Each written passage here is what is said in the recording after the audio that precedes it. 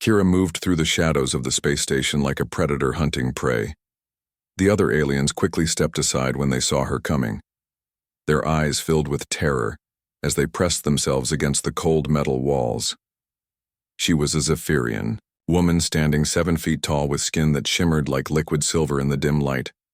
Her forearms moved with deadly grace, and her violet eyes could see through lies and deception. Every alien male in the galaxy knew her reputation. The Dracorians whispered stories about her in their underground bars. They said she could kill a warrior with just one look. The Centauri traders refused to do business on any station where she might appear.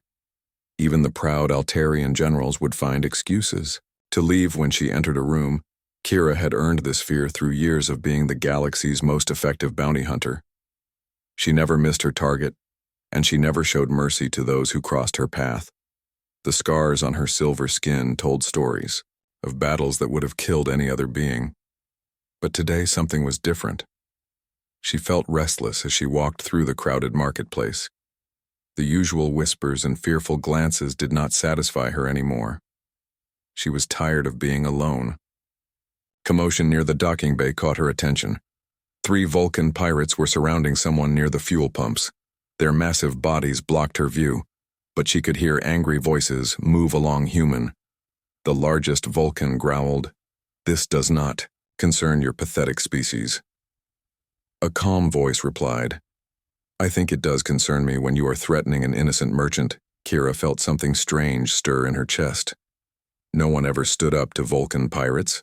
They were known for their brutal strength and quick tempers. She moved closer to get a better look. Between the 3 massive aliens stood a human male.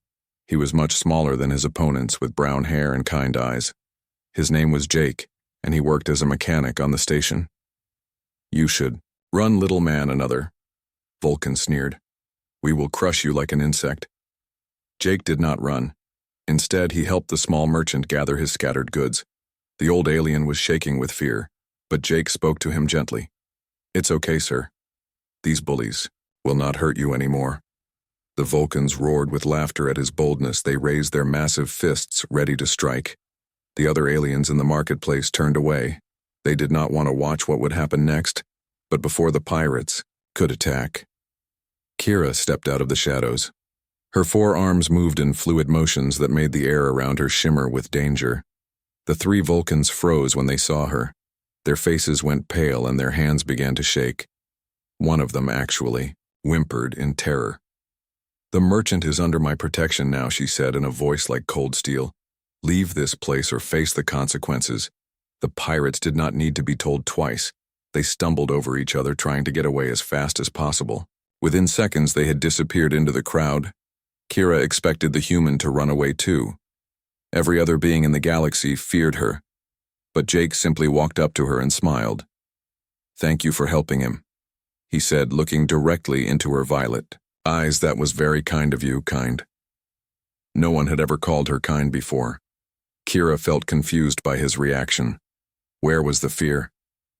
She was used to seeing in every face, "You are not afraid of me," she stated more than asked. Jake tilted his head thoughtfully. "Should I be afraid of you? Most beings are." "Well, most beings have not taken the time to really look at you," he replied. "What do you mean by that?"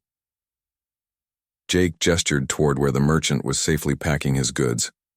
"You just saved someone who could not protect himself. That tells me more about who you are than any reputation." Kira felt something warm spreading through her chest. She had never experienced this sensation before. It was pleasant, but also frightening in its unfamiliarity. "The human continued, "I have heard the stories about you. Everyone says you are the most dangerous hunter in the galaxy, but I also heard that you only go after criminals and murderers. You have never hurt an innocent person." "That is correct," she admitted then. "Why should anyone good fear you?" Jake asked with genuine curiosity. His question made her pause. She had never thought about it that way before. The fear of others had always been a tool she used to get results. But this human was making her see things differently. "What is your name?" she found herself asking. "Jake Miller," he replied with another smile. "What is yours, Kira?" "It is nice to meet you, Kira." Jake said, as if they were just two ordinary people having a conversation. Over the following days, Jake kept finding reasons to visit the parts of the station where Kira spent her time. He would bring her coffee from the human quarters or share stories about his work. Fixing spacecraft at first. Kira was suspicious of his motives. Every other being wanted something from her, usually to stay away from them. But Jake seemed genuinely interested in getting to know her as a person. He asked about her home planet and listened carefully when she described the crystal cities of Zephyria. He shared stories about Earth and the blue oceans she had never seen. Slowly, Kira began to understand what she had been missing all these years. She had been so focused on being feared that she had forgotten how to connect with others. But Jake saw past her reputation to the person underneath. One evening, they sat together in the observation deck looking out at the stars. Other aliens gave them a wide berth, but Jake did not seem to notice or care. "Do you ever get lonely?" he asked quietly. The question surprised her, with its directness. "Yes," she admitted, "I have been alone for a very long time." Jake nodded. "I thought so. I was lonely too. Before I met you." Something in his voice made her look at him more carefully. He was being completely honest with her. No one had ever been so open and vulnerable in her presence. "Why are you not afraid of me?" she asked again, still puzzled by his behavior. "Because I see who you really are," Jake replied. "You protect people. You stand up for those who cannot protect themselves. You are not a monster. You are a guardian." His words hit her like a physical force. She had never thought of herself that way. But maybe he was right. Maybe all these years of hunting criminals and stopping injustice had made her something more than just a feared bounty hunter. "I have never had a friend before," she confessed. "Well," Jake said with that warm smile she was growing to love, "you have one now." As the days passed, word began to spread through the station that the feared Zephyrian had been seen. Talking with a human male, aliens watched in amazement as Kira walked beside Jake without any signs of aggression. Some of the braver ones began to approach her cautiously. They discovered that when Jake was around, Kira was different. She was still formidable but no longer terrifying. A young Centauri engineer worked up the courage to ask for her help, tracking down thieves who had stolen medical supplies for his sick daughter. Kira agreed and solved the case within hours. An elderly Dracorian merchant asked if she could escort his cargo through dangerous space lanes. She accepted payment far below her usual rates because she could see the old alien needed the help. Jake watched these changes with pride and happiness. He had seen the real Kira from the beginning, and now others were starting to see her too. One night, as they shared a meal in the station's small restaurant, Jake reached across the table and gently touched one of her silver hands. "You have changed everything for me," he said quietly. "You have changed everything for me too," she replied. Other diners stared in shock at the sight of someone willingly touching the feared Zephyrian, but Kira did not care what they thought anymore. She had found something more valuable than fear. As weeks turned into months, Jake and Kira became an unlikely but inseparable pair. He taught her about human customs like humor and friendship. She showed him combat techniques and told him stories about distant worlds.